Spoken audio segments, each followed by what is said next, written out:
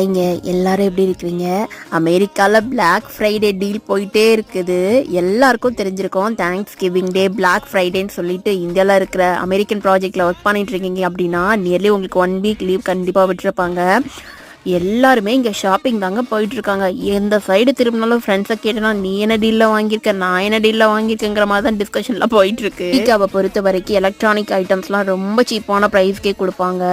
அந்த இயர் நம்ம ஒரு ப்ராடக்ட்டை வாங்கியிருக்கோம் அப்படின்னா நெக்ஸ்ட் இயர் அது டீலில் பார்த்தீங்கன்னா அது வந்து ரொம்ப ரொம்ப கம்மியாக இருக்கும் அப்படிங்கிற மாதிரி தான் எப்பயுமே ப்ராடக்ட் எடுக்க முடியும். இங்கே எல்லாம் யாருங்க ஷாப்பில் போய் ஷாப் பண்ணுறாங்கங்கிற மாதிரி எல்லாமே ஆன்லைனில் தாங்க பர்ச்சேஸ் பண்ணுறாங்க.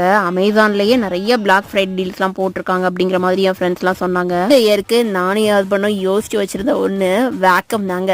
ஸோ பிராண்டடாக ஒரு வேக்கம் வாங்கணும் அப்படின்னு சொல்லிட்டு பிராண்டட் வேக்கம் தான் வாங்கினோம். அது என்ன வாங்கணும் அப்படின்னு சொல்லிட்டு நான் அப்கமிங் வீடியோஸில் உங்க கூட ஷேர் பண்ணிக்கிறேன். 2 பேரும் வெளியே சாப்பிடலாமா, பர்கர் தான் சாப்பிடணும்னு சொன்னாங்க. அதான் மெக்டி வந்தோங்க.